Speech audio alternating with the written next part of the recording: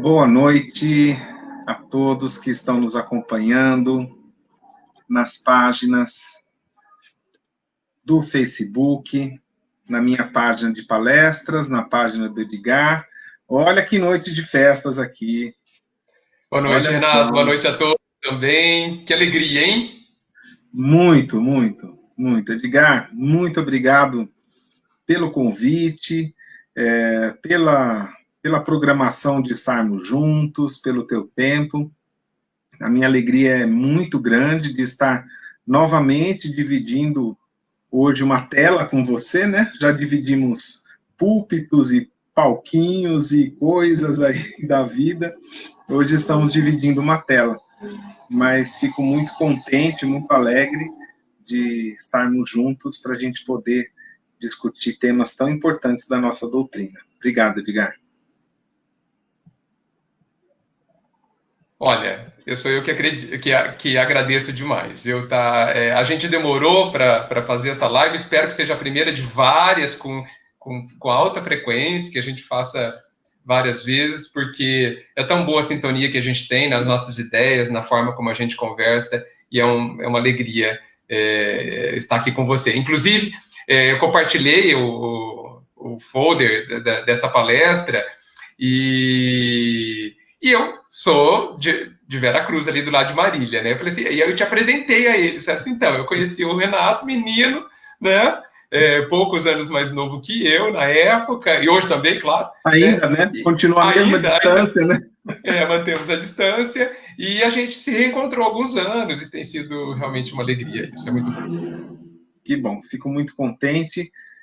A gente unir esses esforços e ideias para a gente poder, primeiro para nós, né, que a gente acaba fazendo algo que reflete primeiro para a gente, mas se a gente conseguir provocar reflexões nas pessoas, baseados na nossa doutrina, a gente já fica muito feliz, muito contente. Acho que é para isso que a gente faz, né? É para isso também, para a gente aprender, para a gente gerar reflexão, para as pessoas estarem aqui conosco e pensarmos juntos, que é uma delícia a gente conversar, né, seja com quem for, então é muito bom isso também. Muito bom. Vamos começar então, vamos fazer uma oração inicial, para a gente sintonizar o nosso pensamento. Acabamos de chegar da correria, quem chegou da rua, quem está em casa trabalhando, mas também está nos afazeres do que esse novo cenário nos coloca.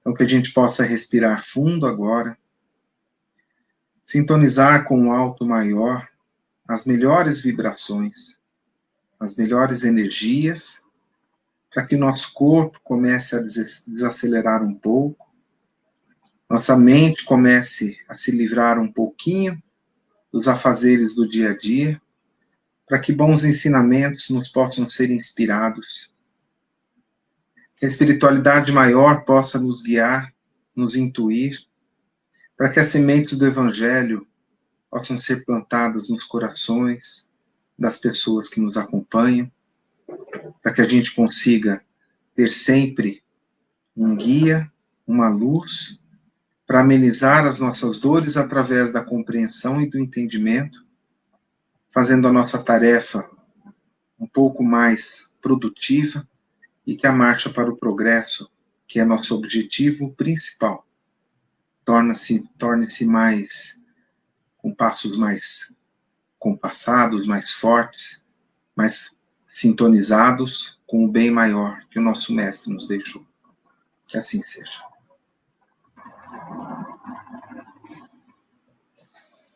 Muito bem. Então é isso, Edgar. A gente demorou, acho que um pouco até demais, né? Foi. No meio dessa pandemia aí. Mas eu acho que as coisas têm sempre um tempo bom para acontecer, um tempo certo de acontecer. E eu acredito que a gente consiga. Eu acho que nós estamos. Deixa eu verificar aqui. Sim, estamos com acompanhamento aqui. Eu achei que tivesse a tela de compartilhamento ainda, mas está tudo certo. A tecnologia vai nos ensinando um monte de coisas, né, Edgar? Nossa, se vai, viu? É uma benção. É uma benção que a gente está aproveitando demais tudo isso. E que bom, ela que viabiliza tudo isso e esse contato que é extremamente importante, né? Com certeza. Eu acho que a gente só tem a ganhar com ela, e a gente, nesse momento, a gente lamenta tanto não estar com aquele contato que a gente tem com as pessoas, que a gente tem, Sim. estar nos centros espíritas e poder trocar essa energia, esse calor é tão bom e está fazendo tanta falta. As casas espíritas conseguiam congregar as pessoas nesse ideal maior, e a gente está afastado, a gente está todo mundo nessas bolhas dentro de casa, mas eu acho que assim, quando não tem o ideal, a gente não pode desanimar muito, e a gente tem que fazer o que dá, o que é possível, e tirar o máximo de proveito disso. Isso não deixa de Exatamente. ter correlação com o que a gente vai falar hoje, né? Se der para fazer um pouco, façamos, né? Sim, sim, sim. E tudo acaba sendo uma oportunidade, né? Eu acho que os contextos estão aí, não são por acaso, você sabe disso. E a grande questão é o que eu posso aprender com isso, onde tudo isso me toca, né? O que significa para os espíritas, as casas espíritas fechadas, né? O que significa? O que a gente tem que pensar sobre isso que nos foi retirado? Será que a gente não estava vendo alguma coisa que a gente deveria estar aproveitando e não estava? Então, aí tem um monte de questões aí que a gente levanta, mas a gente precisa entender que está tudo sempre é em nosso benefício, né, Renato? Tudo sempre é em nosso benefício. Então, resta saber como aproveitar isso que foi feito com tanto carinho para todos nós. E eu acho assim, acho que no começo da pandemia, 90% das palestras online, elas versavam sobre os flagelos destruidores, né? Acho que todo mundo foi lá naqueles 90, né? 90, com Foi todo certeza. mundo lá para falar, só para ter a confirmação de que a gente realmente estava passando por isso, e que isso era importante, que isso faz Sim. parte de um aprimoramento. A gente nunca deve buscar o sofrimento, né? Nós somos filhos de um Deus maravilhoso, que tem um amor incrível, e que não fez a gente para sair buscando sofrimento. A gente tem que buscar a luz, a gente tem que buscar as coisas boas, mas eles vêm. A gente está num processo de que as reflexões através da dor, a gente pode até falar que são inevitáveis. Sim. Infelizmente, faz parte do processo. Se não fosse com isso, acho que a nossa marcha ela levaria 1000 vezes mais tempo. É verdade. Então, elas aceleram o nosso pensamento. Eu acho que a gente, agora que já viu que é isso mesmo, todo mundo já fez todas as palestras que podia sobre flagelo, e a gente viu que tem que ser. Sim, né? Sim. Tem que ser. Não que devemos procurar, mas quando vir, quando chegar, quando vier, né? Melhor dizendo, quando vier, que consigamos entender, compreender, não ter revolta, né?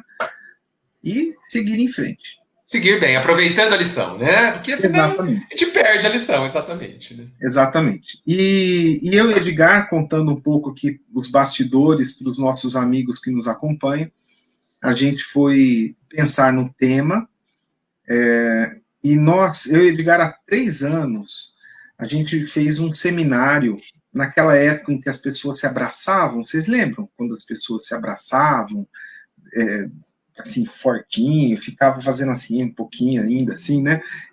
Você lembra, né? Faz tempo isso, né? Faz. Então, há 3 anos, a gente fez um seminário no nosso querido Centro Espírita Vicente de Paulo, aqui de Bauru, uma tarde deliciosa de sábado, e a gente fez o tema Reforma Íntima, que foi ótimo, que eu acho que a gente tem sempre que buscá-la, estamos aqui para isso, mas aí veio esse novo encontro, só nós dois, novamente, e pensamos, o que a gente vai falar? E até tinha esquecido daquele tema anterior, nem me veio à mente ele. E o Edgar veio com uma proposta de um trechinho de um livro espetacular, um livro denso, Tremendo.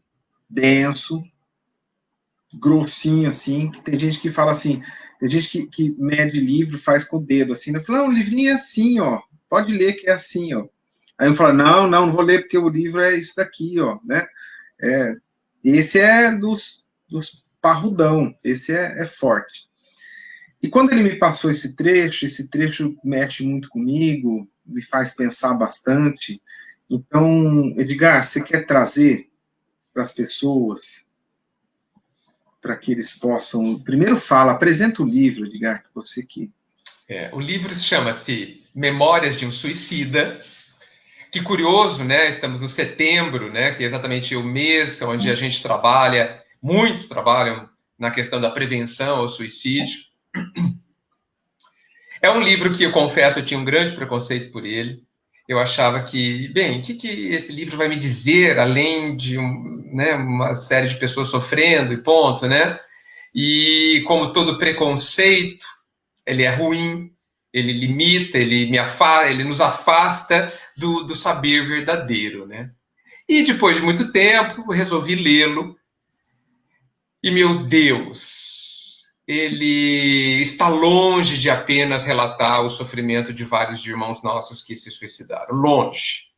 Mas ele nos traz uma visão do tamanho do amor e da amorosidade da vida do Pai de muitos corações para aqueles que muito sofrem.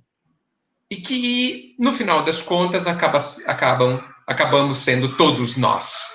Né? Porque há muitos tipos de suicídios. Né? Há o suicídio do físico, há o suicídio instantâneo, que são os espetaculares, mas há também aqueles lentos. Né? Há alguns de nós que só falta enterrar.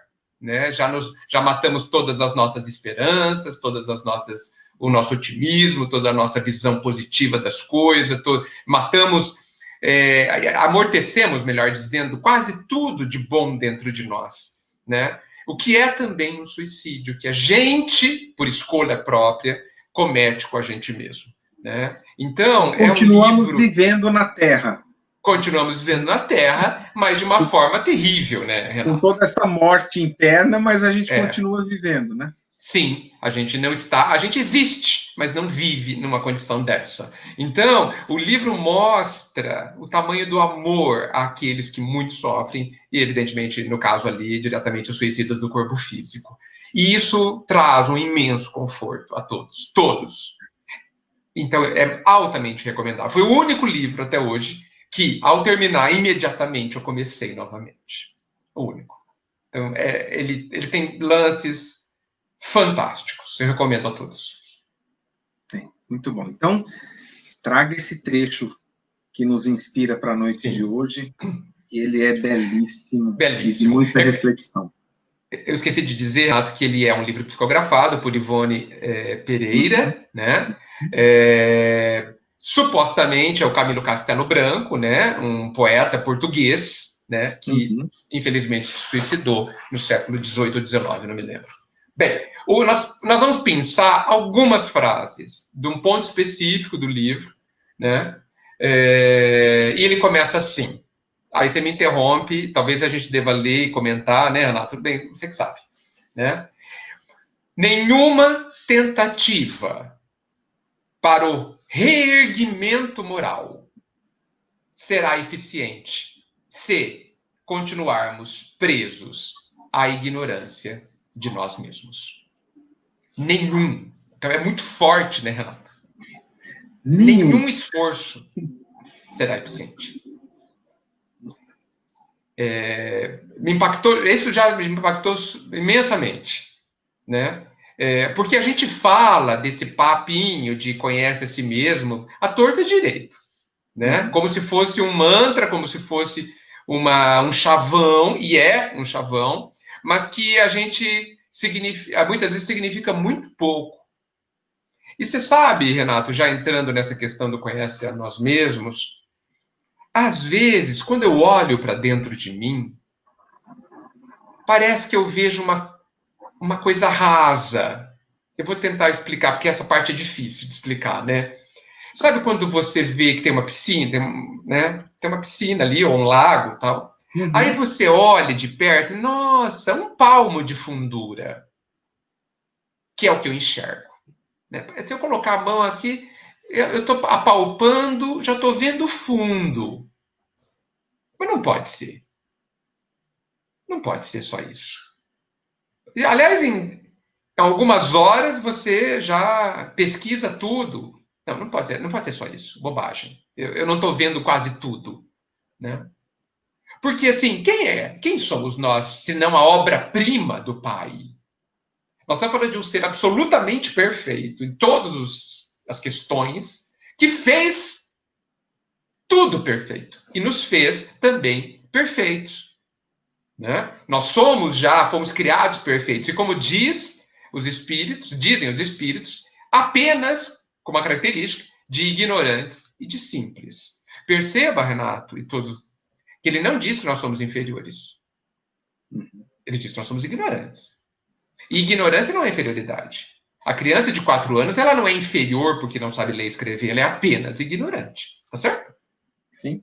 Tá? Então, nós precisamos entender que nós somos feitos de um material divino, de um material nobilíssimo, de um imenso valor. Todos nós, mas ignorantes. Tá?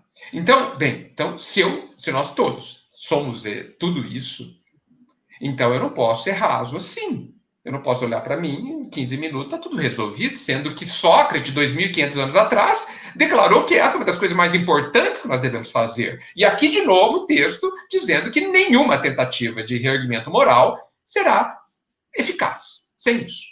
Então eu preciso entender que o que eu sou capaz de ver a minha capacidade de ver é pequena para dentro. E então eu preciso de outros recursos, eu preciso me empenhar, eu preciso buscar com todo empenho quem sou eu. Para ir além desse primeiro nível raso, entende? E eu acho assim, isso é tão importante, é tão profundo isso, e é um único caminho. E é um único caminho. Então, quando no Livro dos Espíritos eles trazem a frase de Sócrates, se é que é de Sócrates, né? Há uma polêmica gigantesca. Sim, é isso não tem o verdade. menor valor agora, porque quem falou muito bem. Sim, é verdade. Ele coloca aqui, na questão 919, qual o meio prático mais eficaz para se melhorar nesta vida? Meus amigos do Facebook, para que estamos aqui? Para Qual nos melhorar. é o nosso objetivo único de estarmos na Terra? Não tem o segundo. É único. Estamos aqui única e exclusivamente para nos melhorarmos, para ficarmos melhores do que quando chegamos. E que, se isso acontecer em todas as vezes que encarnarmos, vai chegar um ponto em que não teremos mais que fazê-lo. Não teremos mais que encarnar. Porque o número de encarnações é indefinido. Não temos como precisar. Porque não é exato e não é determinado, ele é de acordo com o tempo que você levará para se libertar das coisas da matéria. Aí, quando chegar nesse ponto que não tivermos mais as questões da matéria, não precisaremos mais voltar para cá, a não ser em missão, que vai demorar bastante de ser missionário. Mas vamos chegar lá também. Vamos chegar lá também. Então, estamos só para isso. Só para isso. Allan Kardec, na questão 919, está nos pedindo uma dica. Importante. Para os espíritos. Ele está falando assim, vem cá. Fala um negocinho aqui no meu ouvido. qual o jeito mais eficaz para se melhorar nessa vida? Isso. E resistir ao arrastamento do mal. Só isso que a gente veio fazer aqui. Olha que a importância dessa pergunta, né? Pequenininha, tem duas linhas aqui, Sim. mas ele está falando assim, sendo que estamos aqui só para marchar para o progresso, qual o jeito mais eficaz? E a resposta do Livro dos Espíritos diz, um sábio da antiguidade vos disse. Acho que eles já sabiam que era polêmica a autoria da frase, eles devem saber de quem que é, mas não quiseram entrar nessa contenda. Boa. Conhece-te a ti mesmo. Esse é o jeito mais eficaz. E aí, Edgar, eu fiquei pensando, por que é o jeito mais eficaz? Por que este é o jeito mais produtivo, de mais resultado para este caminho que a gente está trilhando? E aí me veio na cabeça uma metáfora. A gente, até puxando o nosso tema do seminário que a gente fez, falando sobre reforma íntima. Isso. E o que a gente está propondo aqui é um autoconhecimento como um mecanismo da reforma íntima. Sim. Do desenvolvimento do progresso moral. Sim. Como poderíamos fazer uma reforma? Se todo mundo, assim, se você chega na rua e pergunta sobre reforma, fala assim, o que é uma reforma? Acho que toda a população vai imaginar uma reforma imobiliária. Uhum. Né? Reformar é mexer com as coisas de um quarto, de uma casa, é promover uma alteração no design do interior, da estrutura, tal. Muito bem. Vede os olhos de uma pessoa e faça essa pessoa promover uma reforma num cômodo, sem sequer ter visto como estava. Perfeito. Esse é o movimento de fazermos uma reforma íntima em nós, sem que nos conheçamos primeiro. É quase que impossível. Excelente. Não é eficaz. Não. Então, primeiro, para reformarmos, precisamos conhecer, ver, tomar ciência de como está, para a gente poder saber como agir. Então, esse mergulho raso que você falou tão bem anteriormente, ele não permite um conhecimento completo da situação atual. E não permitindo o conhecimento completo da situação atual, você não vai conseguir atuar em tudo que você precisa. Sem dúvida. Então, para que a gente faça o nosso progresso, a gente tem que olhar para dentro de nós. A gente tem que tomar ciência de tudo que nos prende à matéria, de tudo que nos arrasta contra o movimento para frente do progresso. Tudo que está nos puxando. Sim. Tome ciência de tudo, porque aí você vai conseguir trabalhar com isso. Então, eu acho Perfeito. que não tem outro jeito. Eu não vejo se também. não nos conhecermos. Sim. E veja, Renato, todos os processos de transformação, e a reforma, como você bem disse, é um deles, passa obrigatoriamente por um diagnóstico. Sim. Tá certo? Obrigatoriamente. Sim. Como que está hoje? Tá certo? Sim. A partir de que ponto que eu parto? Qual que é o status atual? Exato, qual é o status atual? Você foi perfeito, né? Então, e a gente usa muito isso na nossa área, inclusive, de trabalho, né? Me conta como que está a situação, para ver se eu consigo ajudar, tá isso, certo? Exato. Então, nós precisamos, de fato, conhecer qual que é a nossa situação. Esse é o grande ponto. E olha, eu não sei, Renato, quem é que inventou essa história de que dentro da gente tem alguma coisa feia. Um monstro, um bicho-papão. Eu não sei quem inventou isso. Porque essa quase realidade, quase verdade, porque eu digo quase porque praticamente todo mundo acredita, né? E só de acreditar vira verdade, nos atrasa. As pessoas têm, não, eu não vou, puxa, e se eu descobrir alguma coisa? O que é que você pode descobrir? Mas a gente tem medo porque a gente já sabe os monstros que a gente vai encontrar lá dentro. São os nossos. Mas, Renato, vamos parar de chamá-los de monstro, coitados. Às vezes são gatinhos. Pode ser monstros mirins. Mas a gente gosta do que esses gatinhos nos promovem. Eles estão ligados às paixões. Sim, e não é que a gente tem medo, acho que a gente não tem medo.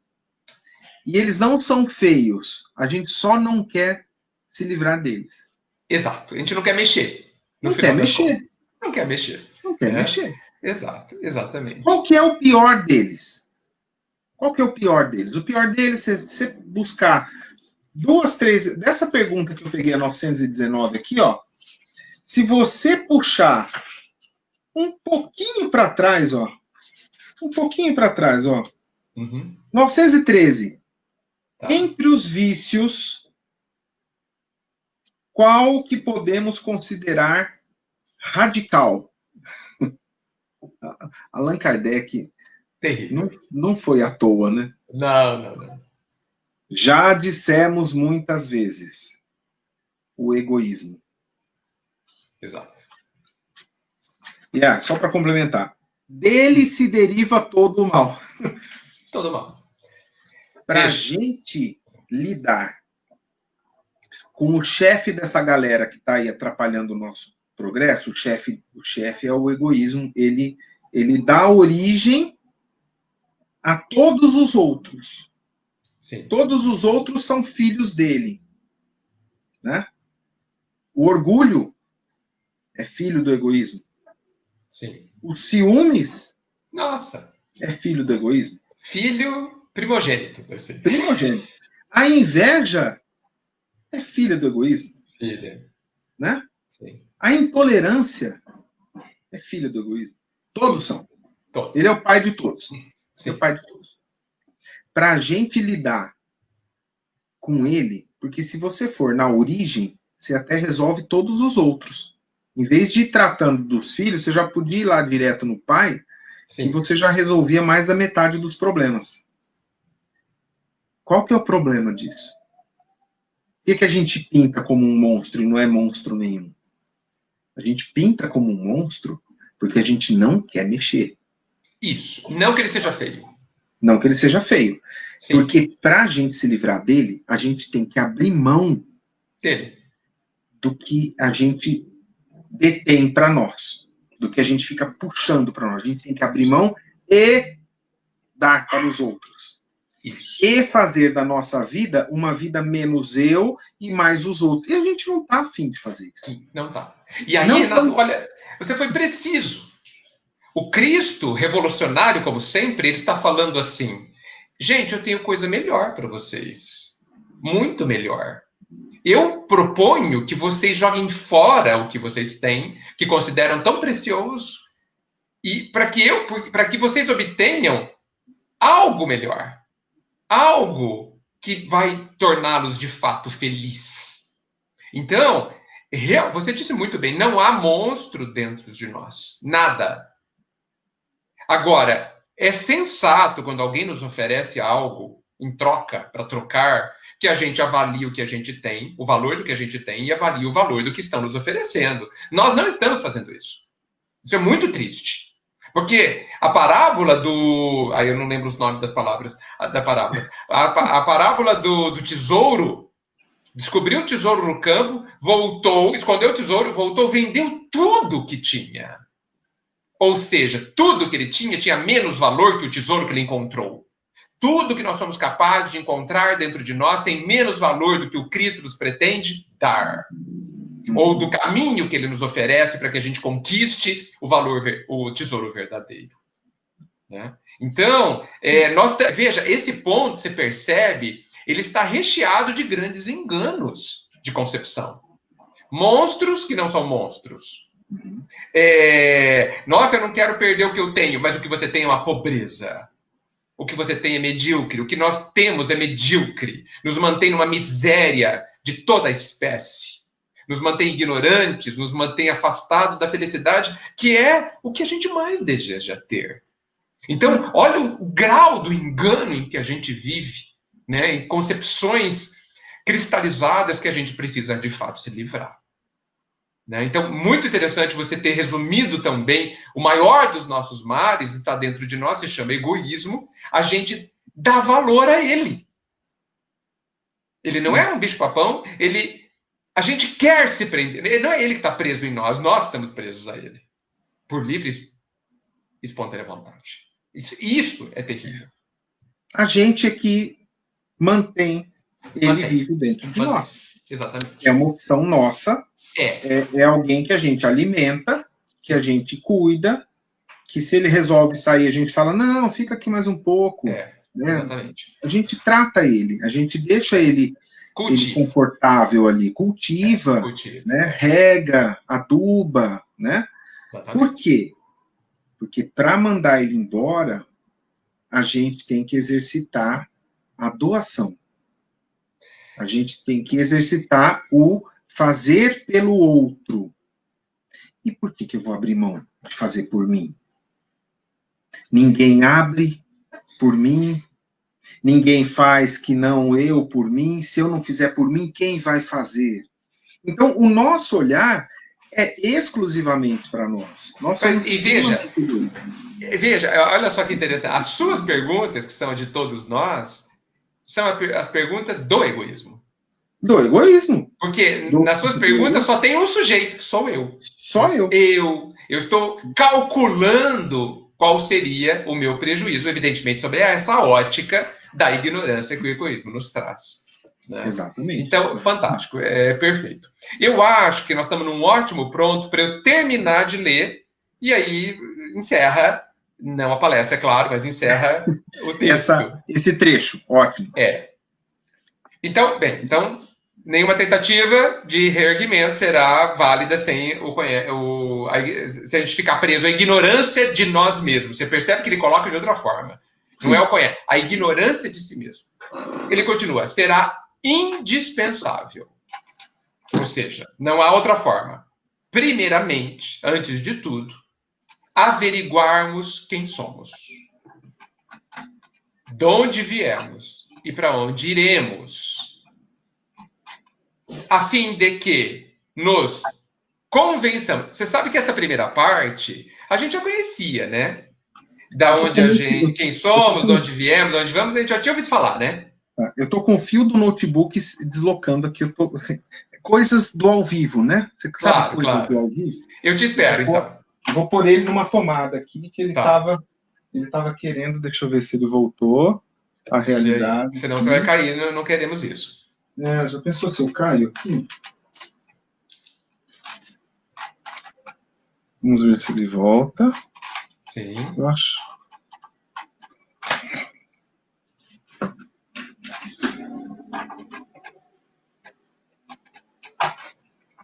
Voltou? Voltou? Acho que voltou.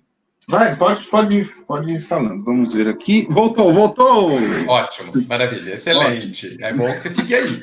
Não me deixe sozinho aqui. Coisas do ao vivo. Claro. Então vamos lá, ó. Então ele diz que é indispensável, em primeiro lugar, que a gente saiba quem somos, de onde viemos e para onde vamos. Isso não é uma novidade, né, Renato? Sim. Já vimos fundamental. isso. Fundamental. Né? Agora, o que vem agora me toca. A fim de que nos convençamos, porque não estamos convencidos, do valor da nossa própria personalidade, do valor. E a sua elevação moral nos dediquemos, devotando a nós próprios toda a consideração e o máximo apreço. puxa, isso me tocou demais. Eu tenho certeza que te tocou muito. Me tocou, Renato. Eu tenho Você certeza. que me conhece sabe. Eu te conheço, eu sei, porque você é uma pessoa que valoriza muito e você lamenta o pouco que as pessoas se valorizam. Sim. É Sim, que as você tem um pessoas... olhar do bem. Então As você vê pessoas... as pessoas. Veja, eu preciso me incluir também, né? Nós não nos É, damos o valor. não nos A damos. gente, a gente se E é considera um fundamental. lixo. É fundamental. Ah, eu tenho erros. E daí? Eu não Isso. sei perdoar ainda. E daí? É. Eu sou egoísta. E daí? Ah, eu matei 3 ou 4. Eu estou exagerando, né? E daí? E daí? Isso não muda. Isso só vem mostrar que, de fato, há ignorância, tá certo? E o mestre deixou isso muito claro para a gente quando chegaram para ele e falaram assim: qual é o grande mandamento? Se você for falar, qual é o grande mandamento? Ele fala assim, ó, 2. Uhum. Ame a Deus sobre todas as coisas. E ao próximo, De que jeito? de que jeito? Como que a gente tem que amar o próximo? Como a nós mesmos a gente tem que se valorizar.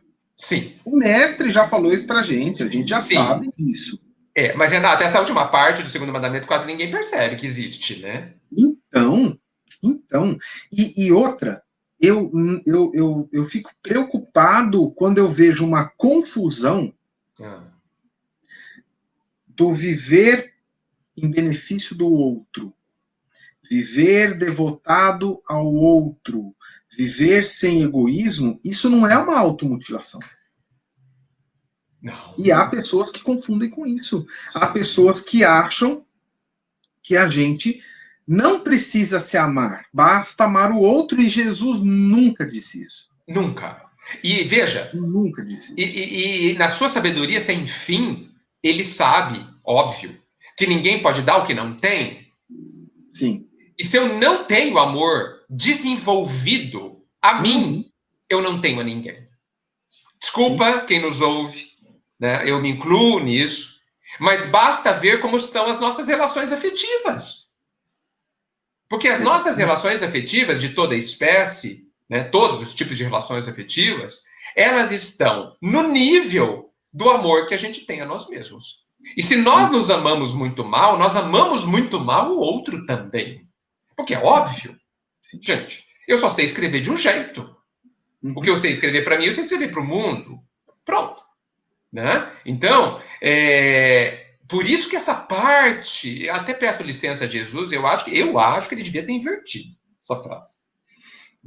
Eu acho que é como eu amo a mim mesmo, amar o próximo. Eu acho que seria mais didático. Ficasse mais.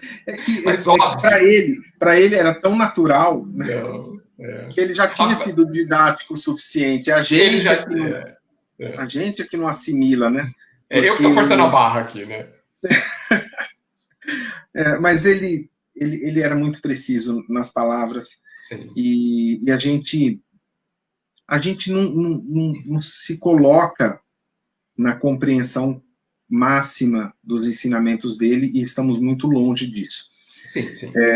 Esses livros, quando vem trazendo essas reflexões, porque o que ele falou aqui nesse trechinho final foi uma alusão ao amar o próximo como a si mesmo. Total. Ele está referenciando o que o mestre já nos ensinou, ele está reforçando que nós não podemos deixar de nos amar. Não. E, Renato, tanto é que ele está falando, vocês precisam se convencer. Isso. E, veja, quando a gente precisa se convencer, significa que a gente já viu aquilo, né? Mas falou assim, não entendi, não, acho que não. Não é isso? Sim. Eu preciso me convencer. Se eu preciso me convencer, é uma escolha. É um trabalho que eu tenho que fazer dentro de mim. Você precisa se convencer, filho. Só falta isso. A gente fica patinando muito, com tantos conhecimentos à disposição e com tanta consciência que a gente tem de possibilidade com esses livros maravilhosos, com as experiências, com tanta coisa que a gente tem das pessoas, falta, eu acho que a humanidade dar um passo. Tem um passo faltando. Tem um passo faltando para acelerar um pouco mais isso. Eu acho que a gente já tem conhecimento das leis há tempo suficiente para que a gente esteja ainda do jeito que a gente está. Concordo plenamente. Plenamente. 2000 anos sabendo das lições do Cristo, tudo bem que, historicamente, a gente pode falar que isso ficou muito tempo ainda até que chegasse à mão das pessoas. Sim.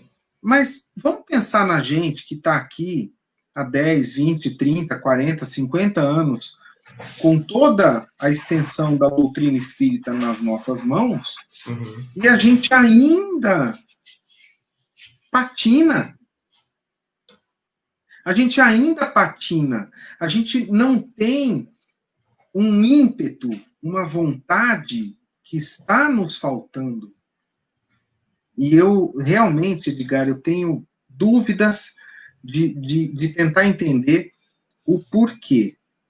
Tem algumas hipóteses, por exemplo, a do egoísmo é uma delas.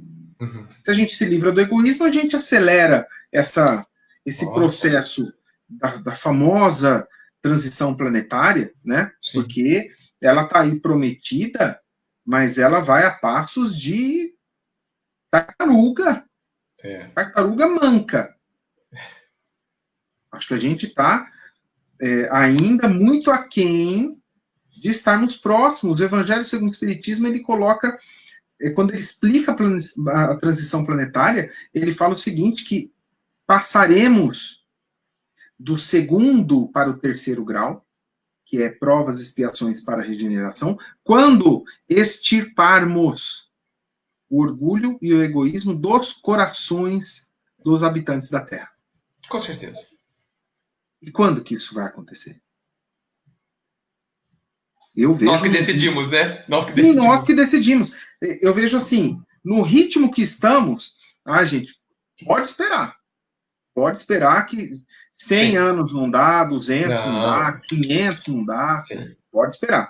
Acho que está precisando acelerar. Aí vem alguns momentos de reflexão planetária, e a gente está vivendo um desses, profundo, que todos nós que estamos passando nunca vimos isso antes.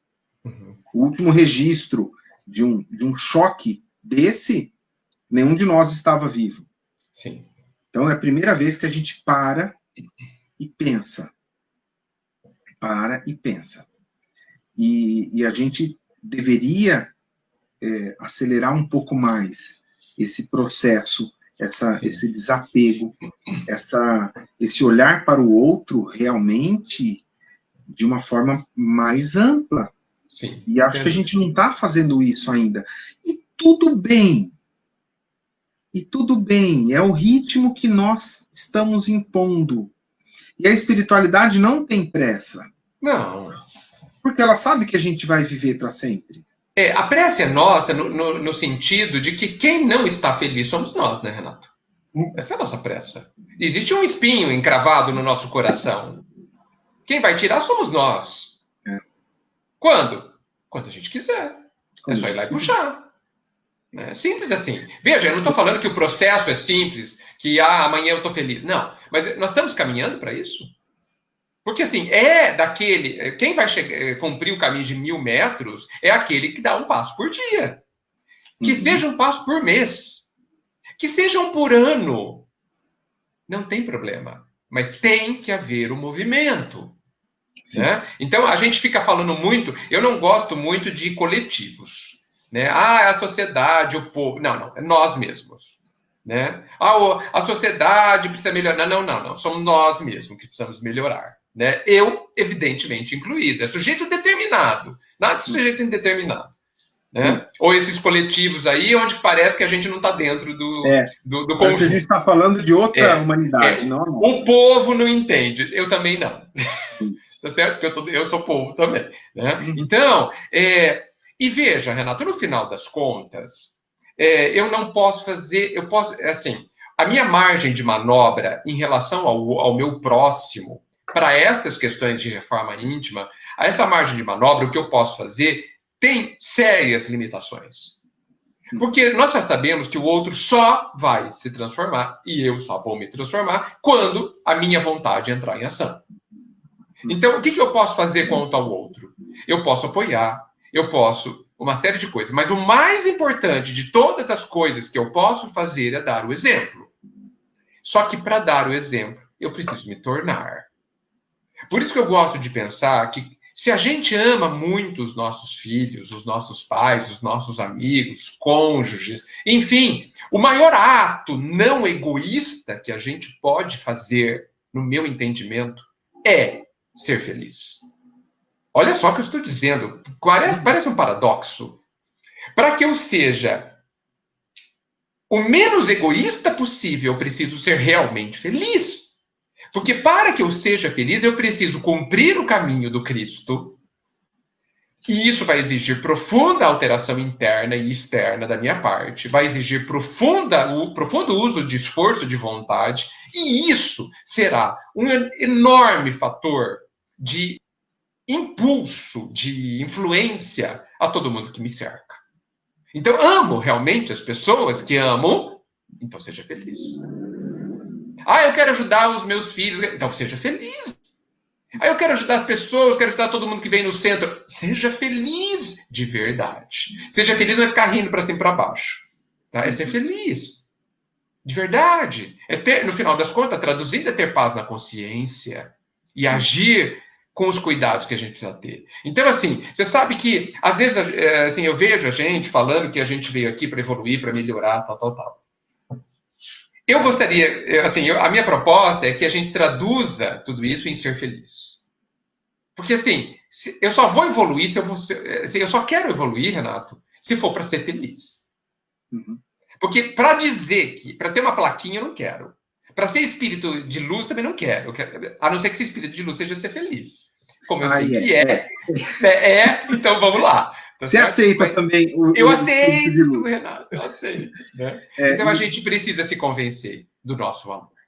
Edgar, é tão preciso isso que você fala, porque assim, a gente fala muito na transição planetária sobre o próximo passo do planeta de regeneração. Sim. A regeneração não é nada assim tão maravilhoso também. Ela é um descanso. Os planetas de regeneração, o mal já não predomina. Mas tá lá. Ele está lá. Mas ele já não mais predomina. Mas ele é, de acordo com as palavras do Evangelho segundo o Espiritismo, um local de descanso pela luta árdua que foi travada anteriormente. Nossa. É um descanso pela luta árdua. É como naquele trecho em que, no livro Ave Luz, do espírito Shaolin, em que ele descreve o momento de Simão Pedro, a partida de Simão Pedro, é maravilhoso, e que ele chegou, e assim que se desprendeu do corpo, no momento em que se desprendeu do corpo, ele viu uma luz na sua frente, que era nada mais, nada menos do que Jesus recebendo ele.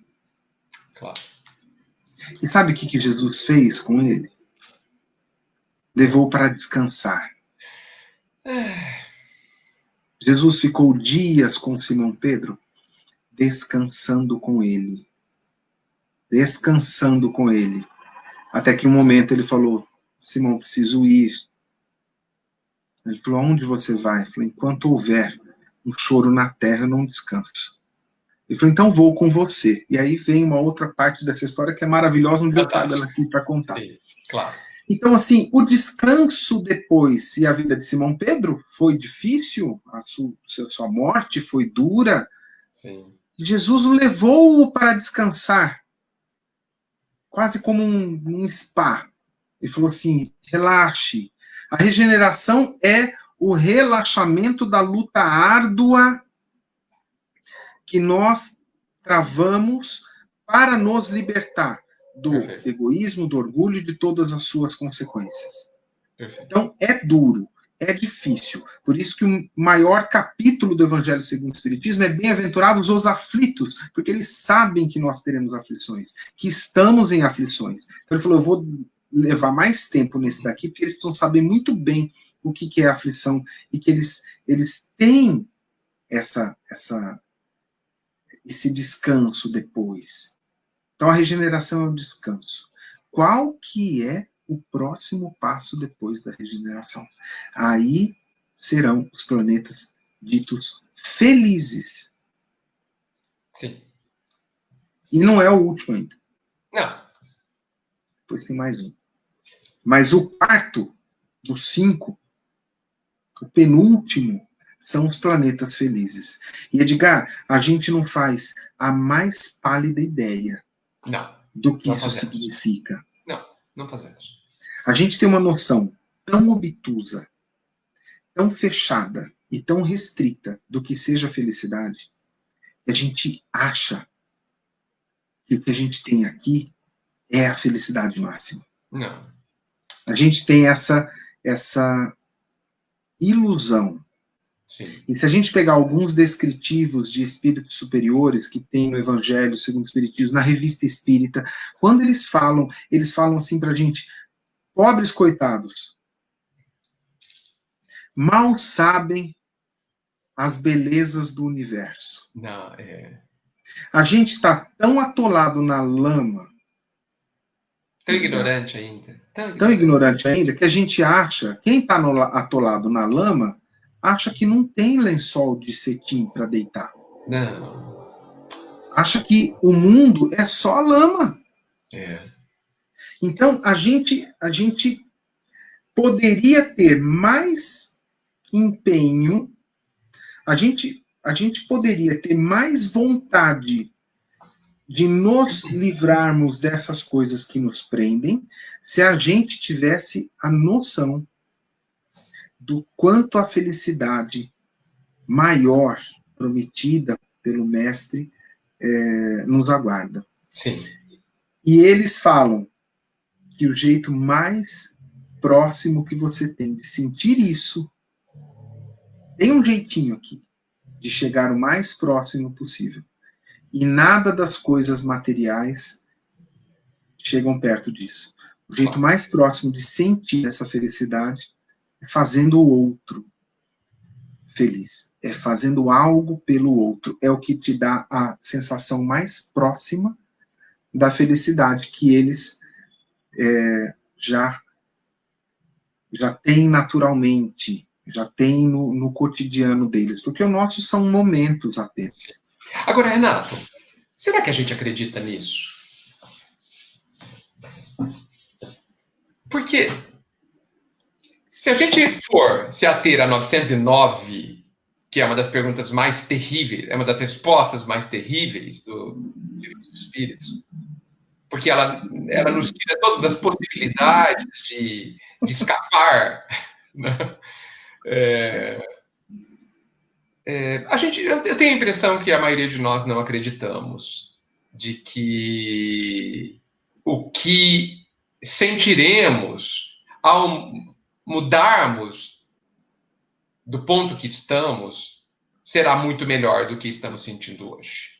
Eu tenho cá comigo as minhas dúvidas se a gente acredita que a reforma íntima nos levará para um lugar melhor. E baseado nessa minha crença de que ninguém acredita, eu tenho concluído que o fundo do poço é um ótimo lugar para se estar. Eu lamento dizer isso, lamento ter concluído isso, mas também olho muito por mim. Porque o fundo do poço é aquele lugar que tudo fica valendo a pena, né? A gente pode até observar que nos momentos de crise, como nós estamos vivendo agora, coisas impossíveis se tornam a primeira opção. Coisas que não iam acontecer nunca de jeito nenhum, agora acontecem. Ah, mas é dolorido, mas é menos dolorido do que a situação vigente. Então, assim, o fundo do poço, às vezes, é tão importante. Nós que rejeitamos tanto as situações difíceis da vida, elas são tão necessárias ainda para que a gente se convença, primeiro, do nosso valor, da nossa capacidade, e segundo, que vale a pena mudar. Né? Você conhece o conceito de inércia? Inércia é aquela resistência à mudança de trajetória. Né? E quando é que a gente muda? Quando que a inércia perde força? Quando uma outra força vem a influenciá-la para outro rumo, para uma parada, para um avanço, não importa. Então, nós precisamos de uma força que seja, o ideal que seja interna, através da vontade, mas muitas vezes ela é insuficiente. Então, nós precisamos que a vida nos ajude, trazendo essas coisas que a gente inventou chamar de tragédias, né? E que são, na verdade, grandes impulsos para que a gente reflita no que é de fato importante. O que é de fato importante que a gente deve dedicar a nossa vida, nosso esforço? A gente precisa decidir. Porque desta terra, ela é muito interessante, o que planta dá. Né? Se você planta vento, colherá tempestade. Não tem jeito. Né? E fazendo uma brincadeira com os momentos atuais, se você planta arroz, que seria um ótimo negócio, plantará arroz. Né? Agora, ou seja, a nossa vida, ela é feita, ela é resultado das nossas escolhas. Ah, mas eu queria uma vida diferente. Escolha diferente.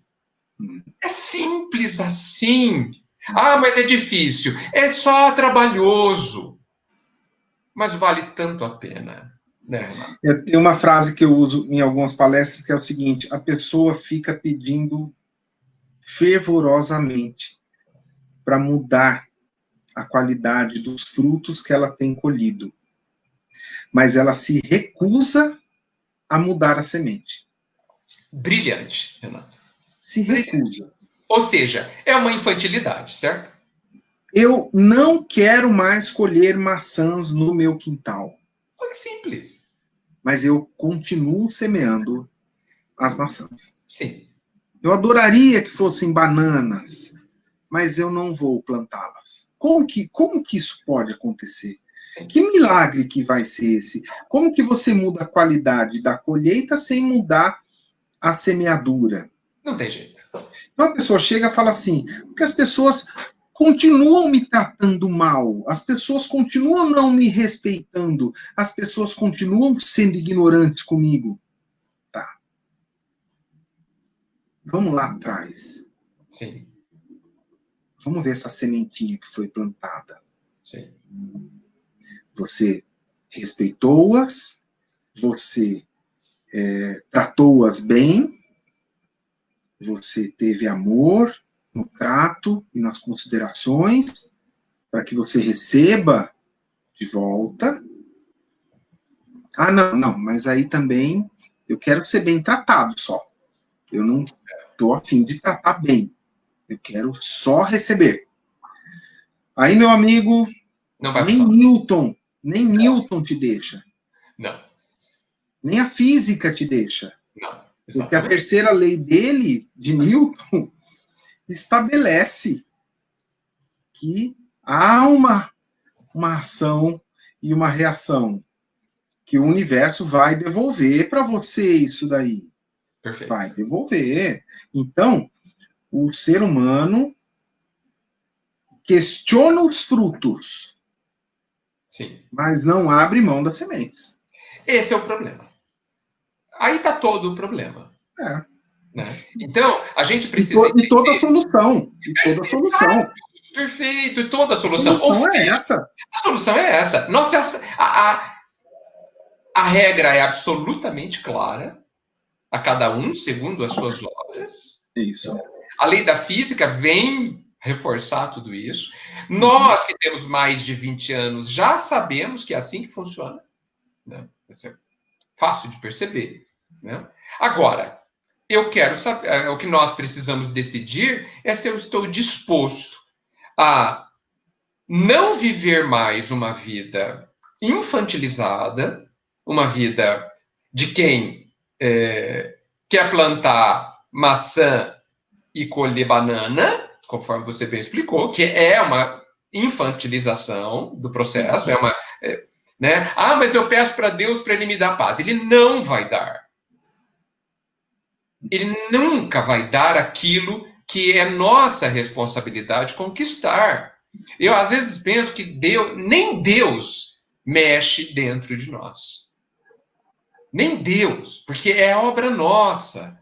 Sabe, Renato, assim, nós precisamos, no meu entendimento, começar a buscar viver o que eu tenho chamado de autoadmiração. Porque, assim, a admiração dos outros dura uma felicidade de mais ou menos no máximo 5 minutos. Bem fugaz, bem rarefeita. Os aplausos para qualquer celebridade dão um prazer de 5 minutos, quando muito. Sim. Agora, quando eu me auto-admiro, quando eu falo, puxa vida, eu consegui fazer aquilo. Ninguém viu, que bom, mas eu fiz. Eu sei. Essa alegria, esse bem-estar dura talvez para sempre. E é disso que a gente precisa ter. Tem tudo a ver com o que você colocou, que é a alegria de poder ajudar alguém. E nesse alguém, nós estamos no meio. Né? Porque o amar a si mesmo envolve que eu também me ajude. Porque tudo indica que até hoje eu só tenho atrapalhado. Eu só tenho atrapalhado. A minha própria vida, não estou comparando os outros, também, né? Mas a mim, eu tenho feito da minha vida a pior possível. Por quê? Por quê? Um processo infantilizado de pensar a vida, de esperar. Ai, não, eu acho que eu orei pouco. Mas orar muito, orar pouco, não traz reforma íntima. Tá certo? A oração tem outro propósito, ela é profunda, importantíssima dentro do processo, mas ela não vai criar dentro de mim o não egoísmo. Tá certo? Então, esse amadurecimento me parece absolutamente necessário. E tem a ver com o que ele fala da gente se valorizar, né, no texto. Né? A gente reconhecer o próprio valor, a própria capacidade. A gente, muitas vezes a gente se pega falando que a gente adoraria a infância é um período tão bom, né? E às vezes eu penso se isso não é uma tentativa da gente voltar a uma época de inconsequências, de inconsciência, né? É claro que ali a gente era mais fácil, né? Porque a gente podia fazer o que quisesse, a nossa consciência não nos segurava, né? Não nos culpava, né? Aquela coisa. Sim, sim, sim. Mas também a gente não decidia coisíssima nenhuma também.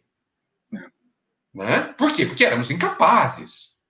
Estávamos assim, começando a tomar conta, a cair em si. Né? Então, essa vontade, essa saudade da nossa infância, me parece que tem por trás a isso uma vontade de permanecer infantil. E nós precisamos parar de brigar com a responsabilidade, com o dever, como se eles fossem coisas pesadas e ruins. Eu gosto de pensar que o dever é o caminho mais fácil. Porque o caminho atual do não dever, o caminho que a gente a gente se acostumou a viver, ele é muito pior e muito mais difícil, porque ele nos mantém amargurados, entristecidos, depressivos. E você falou uma coisa interessante, que você fala que acredita que nem Deus faça mudanças dentro de nós. Não acredito que ele faça isso. E se ele fizesse, ele não seria justo como nós sabemos que ele é. Exatamente. Porque senão ele teria que fazer a mudança em todo mundo. Todo mundo. E aí a nossa marcha fica sem sentido, porque ele vai chegar lá e vai fazer isso daí. Ele já Mas teria eu acho... feito. Exatamente. Mas eu acho que ele toca. Sim. Ele toca. E Ele aí, toca. quando você falou isso, me fez lembrar a parábola do bom samaritano. Ela tem um momento dela que esse momento passa desapercebido quando a gente passa correndo por ela. Uhum. Que fala assim, que o samaritano foi tocado de compaixão. Uhum. Foi tocado de compaixão. Perfeito. Esse toque de compaixão sugere que ela não estava latente lá dentro dele, assim, gritando. Uhum. Mas ele passou por alguma questão, ele foi tocado pela compaixão. Sim. Talvez por Deus.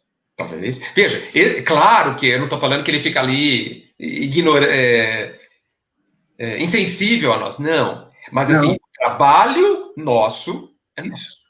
Tem aquele dito popular, né, Gustavo? Desculpa, Renato.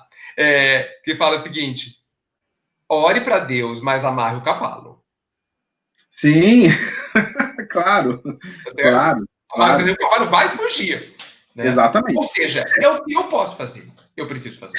E eu acho que naquele momento em que ele é tocado de compaixão, ele teve uma alternativa.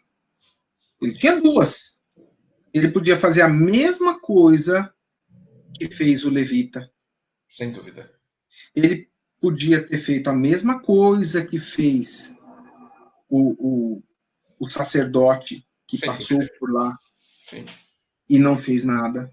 Mas ele foi tocado de compaixão e decidiu. A gente decide. Decide? A gente decide, a gente escolhe. Sim, porque eu posso recusar a compaixão, né? Eu posso ignorá-la também. Posso. Ela vem um toque em mim de compaixão, por qualquer motivo que seja, eu olho a situação e falo assim, embora tenha sido tocado pela compaixão, eu prefiro porque o fundinho do poço aqui tá bom demais. Sim. Né? Da sua alegoria aí do fundo do poço. O fundo do poço, para quem só conhece o fundo do poço, ele é um paraíso. E esse que é o problema. A gente não conhece a luz maior. A gente não sabe a extensão da felicidade ainda. Né? Então, cabe sempre a nós. A decisão é sempre nossa. A decisão é sempre tomada por uma vontade. E a vontade tem que ser maior do que o arrastamento da paixão. Perfeito. Quando é uma balança, a gente tem as paixões e as vontades do bem. Sim. Né? A hora que um pende para um lado e outro para o outro, mais para um lado, mais para o outro, é onde a gente toma a decisão. E isso é uma coisa subjetiva. Porque é uma decisão. Você pesou um monte de coisa, você falou assim, naquela hora você fala assim, do que eu vou ter que abrir mão para optar por isso daí? Sábado à tarde, ir lá para ajudar e... Que tesouro eu vou vender, né? Que tesouro eu vou ter que vender? O que eu faço com isso? Você vê que é nesse ponto que eu acho que a gente não acredita que essa troca é vantajosa? Que a gente não acredita. Né? Porque dependendo da expectativa. Mas é difícil, mas vale a pena? Porque se vale a pena, eu faço. Não é? A gente não é assim? Quantas vezes você trabalhou de madrugada? Quantas vezes você trabalhou de noite? Por quê? Porque valia a pena. Porque valia a pena. Né? A gente gasta a nossa vida com o que vale a pena. Mas a gente tem escolhido gastar a nossa vida com coisas que não valem a pena. Sim. Não deixemos para a gente ter certeza disso muito tarde. Né? Porque o tempo passa muito rápido. Muito rápido. Muito rápido. E passou muito rápido esse tempo agora nosso. Olha, eu nem me disse por isso, mas é verdade, né? Consideração. Eu peguei o teu gancho aí, a gente já está há um tempinho. Eu tenho, assim, algumas certezas já depois dessa 1 horinha e pouquinho que a gente ficou junto aqui. Primeiro que não vai ser a única. Mas sem dúvida que não. Ainda bem. Acho que a gente tem muito para conversar. Sim. Eu gostaria de agradecer as pessoas que mandaram comentários, alguns eu consegui aqui colocar para que as pessoas vissem. Tem bastante comentário, está muito bacana, as pessoas participaram, gostaram da conversa, eu acho que a gente tem muito o que falar ainda, que bom. Sim. Então, outras virão, aguardem nas nossas redes sociais, aí a gente vai divulgar, mas com certeza outras virão, ainda bem. Então, a gente agradece a presença de todos, eu agradeço muito, Edgar, por ter estado aqui comigo, com a sua intuição, com o seu conhecimento, com a sua sensibilidade que sempre nos toca, e então eu deixo para você fazer suas considerações finais, para a gente ficar num tempinho dessa 1 hora e pouquinho, para que quando venha uma próxima, as pessoas falem assim, é um encontro que é bacana, não cansa muito. Se deixar, a gente vai ficar aqui até meia-noite, né?